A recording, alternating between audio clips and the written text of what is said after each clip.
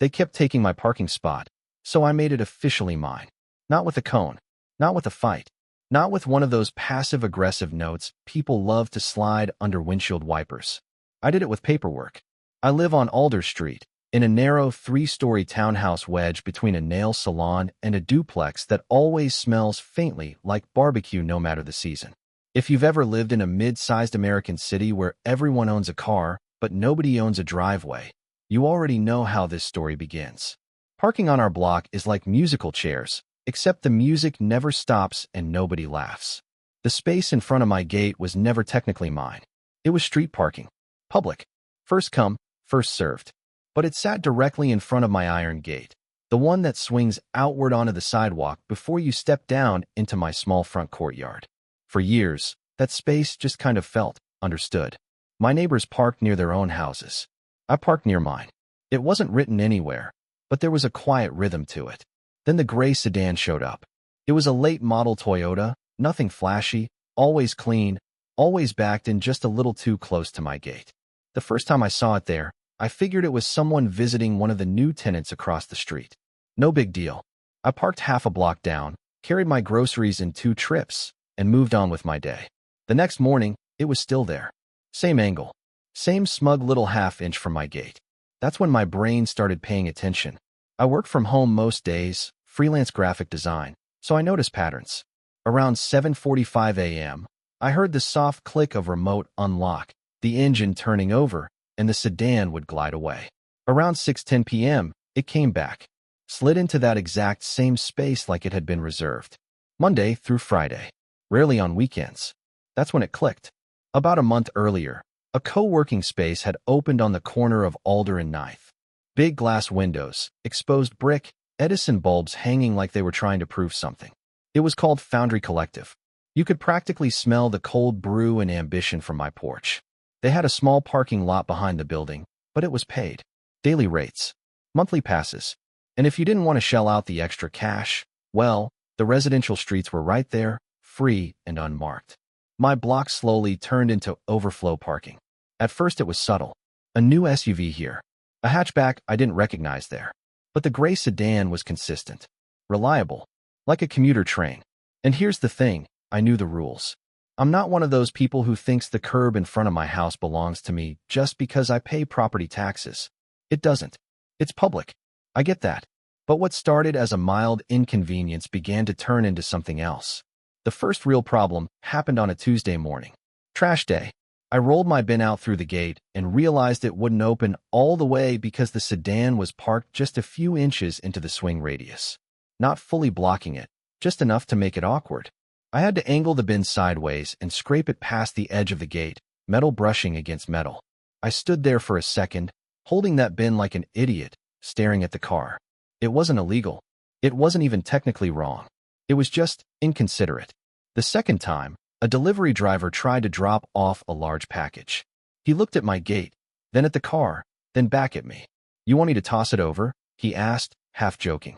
We ended up passing the box through a narrow gap, like we were smuggling something across a border.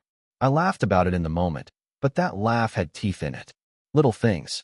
That's what people always say. It's just little things. But little things, repeated daily, start to feel like someone tapping you on the shoulder over and over and over again. One evening, I got lucky. I was walking out just as the owner of the gray sedan was getting in. Early 30s, slim build, beard trimmed with mathematical precision, laptop bag slung across his chest. He looked like he belonged inside Foundry Collective's Instagram feed.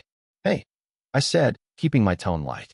"Would you mind leaving just a bit more space in front of the gate? It needs room to swing open." He glanced at the gate, then at the curb. "I'm not blocking your driveway," he said. "It's not a driveway. It's the gate. It swings out." He shrugged slightly. "Street parking's first come, first served, right?" He wasn't rude. Not exactly. But there was something in his voice, that polite corporate firmness, like he'd already run the logic in his head and decided he was in the clear. Technically, he was right. I nodded. "Yeah, you're right." And I walked back inside. But that night, sitting on my couch, listening to the muffled hum of traffic outside, I realized something had shifted. It wasn't about the space anymore. It was about access. About the quiet assumption that my daily inconvenience was less important than his daily convenience. I didn't want to fight. I didn't want to become that neighbor. But I also didn't want to keep angling trash bins and playing package limbo because someone wanted to save 15 bucks a day. So instead of arguing, I started researching. And what I found changed everything.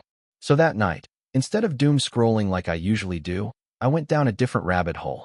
I pulled up the city website, which looked like it hadn't been updated since 2009, and started digging through municipal codes, parking ordinances, residential access guidelines, curb regulations, the kind of stuff you never think about until it starts affecting your daily life.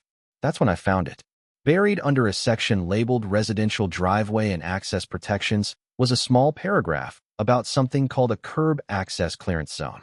It wasn't a private parking space. It didn't reserve the curb for me. It simply allowed residents to request a marked section near a gate or driveway if parked vehicles were regularly interfering with access, not ownership. Access. The language was dry, bureaucratic, almost boring. But to me, it read like possibility. If approved, the city would paint a short red or yellow segment along the curb adjacent to the swing path of the gate. That space would be legally enforced. Not for my car, just to keep the entrance clear. I leaned back in my chair and just stared at the screen for a second. This wasn't revenge. This wasn't territorial. It was practical. It was fair. At least that's what I told myself. The application was surprisingly simple. Fill out a form. Pay a small processing fee. Upload a diagram showing the gate, the swing radius, and the amount of clearance needed. There was even a box where you could explain the issue in your own words. I typed carefully. Gate swings outward.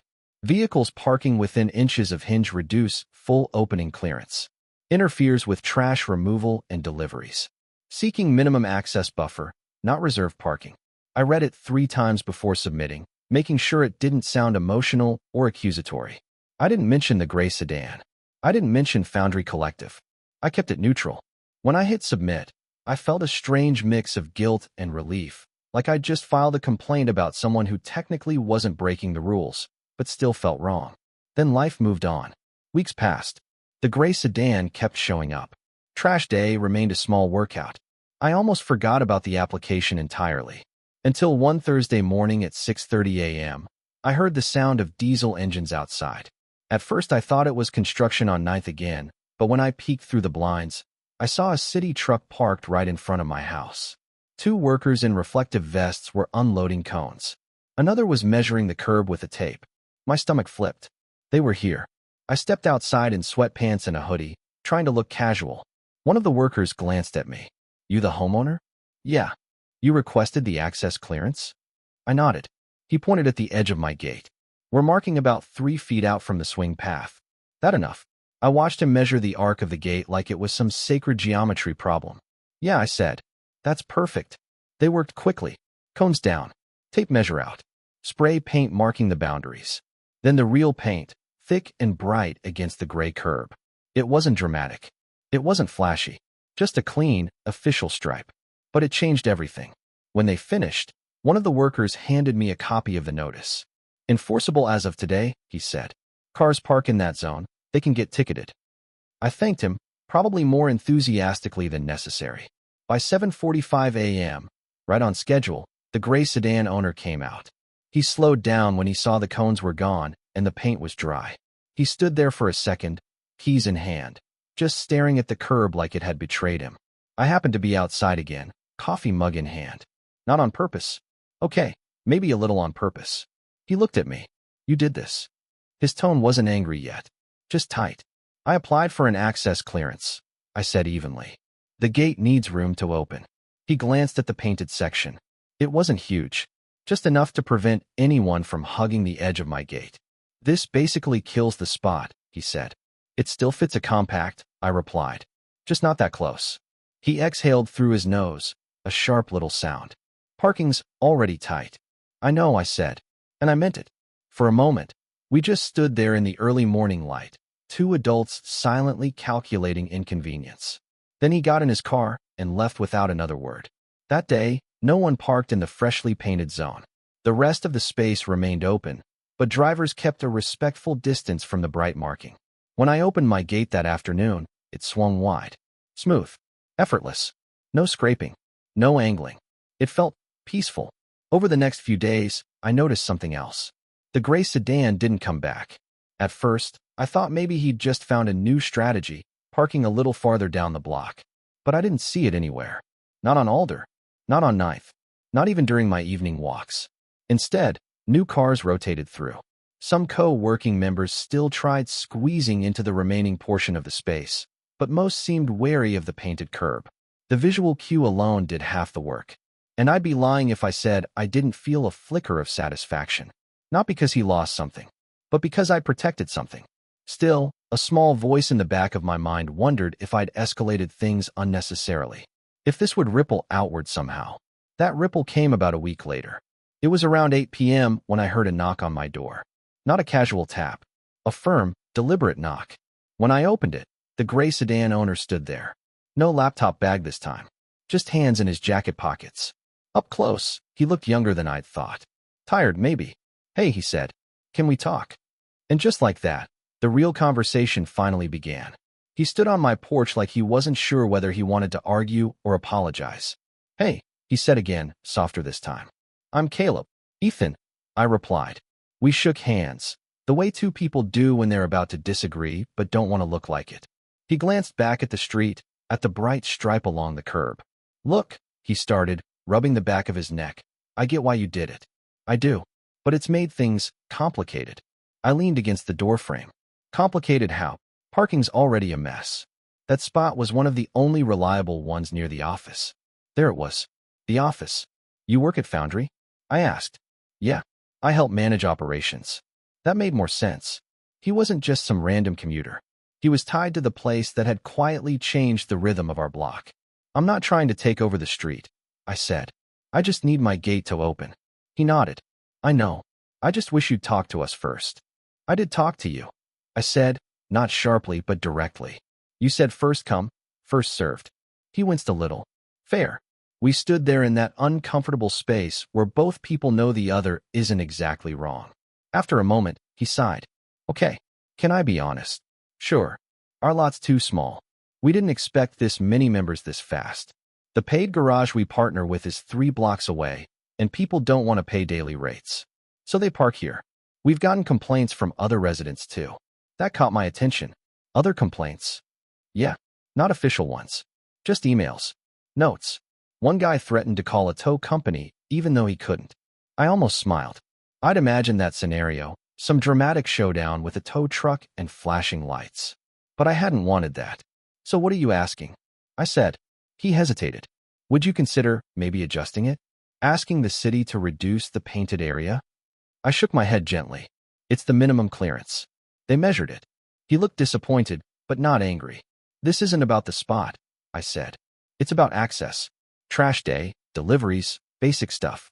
I'm not trying to make your life harder. He studied my face for a second, like he was checking for sarcasm. I believe you, he said. There was a long pause. The kind where a story could go in 2 very different directions. Then something shifted in his posture. Less defensive, more thoughtful. What if we fix it on our end, he said. I raised an eyebrow. Meaning? We're negotiating with a parking garage on Maple. If we subsidize part of the monthly fee for members, it might pull cars off this block. It'll cost us, but it might be worth it. Probably cheaper than bad blood with the neighborhood, I said. He laughed quietly. Exactly. He extended his hand again. No hard feelings. I shook it. No hard feelings. When he walked back down the steps, I felt something unexpected. Not victory. Relief. Over the next week, I noticed subtle changes. Fewer unfamiliar cars lining Alder Street in the mornings. More open curb space in the evenings. I overheard 2 of my neighbors talking about how parking had suddenly become easier. One Saturday afternoon, I ran into Mrs. Delgado from 2 doors down while we were both watering plants. Did you notice? She asked, tilting her head toward the street. Notice what? Less chaos, she said. It's calmer. I shrugged, trying not to look too pleased. Maybe people found other options. She squinted at the painted curb near my gate. You had something to do with that, didn't you? Just asked for my gate to open, I said. She smiled. Good. A few days later, I saw a small sign inside Foundry Collective's window. Discounted parking available for members. Ask inside. It wasn't flashy. It wasn't an apology. But it was a solution. Caleb and I crossed paths a couple of times after that. Quick nods. Civil. Once, he even joked, "Your curb's famous now." And here's the thing I didn't expect. The painted stripe didn't just protect my gate. It reset a boundary. Before, the street felt like a quiet tug of war. Residents on one side, commuters on the other. Everyone pretending it was fine while silently resenting each other. After, it felt defined, clear. I started thinking about how often we tolerate small, daily inconveniences because we don't want to seem difficult. We tell ourselves it's not worth the trouble. That technically, no one's breaking the rules. But rules aren't the same as fairness. And fairness isn't the same as access. I didn't win anything. I didn't claim ownership of public space. I just used the system that already existed. Calmly, legally, without drama. And somehow that was enough. Now, when I open my gate in the morning, it swings wide without resistance. No scraping, no angling, just smooth metal and quiet air. It's a small thing, but it feels like breathing room. Sometimes I wonder what would have happened if I'd chosen a different route. If I'd left angry notes. If I'd confronted him aggressively. If I tried to rally the block against the co-working space. Would it have escalated? Probably. Would it have felt satisfying in the moment? Maybe. But this felt sustainable. Still, not everyone agrees with what I did. A friend of mine said I weaponized bureaucracy. Another joked that I basically deleted a parking space out of spite. Maybe there's some truth in that. Maybe drawing a line, even a legal one, always costs someone something. So I'm curious what you think. Was I justified in protecting my access, even if it made parking harder for others? Or should I have just adapted, accepted that public streets mean shared inconvenience? Where's the line between standing up for yourself and quietly making things harder for your neighbors? Drop your thoughts in the comments. I really want to hear how you'd handle it. And if you've ever dealt with something like this, a small issue that slowly turned into a bigger question about boundaries and fairness, share that too. Because sometimes the biggest conflicts don't start with shouting. They start with a gray sedan, parked just a few inches too close.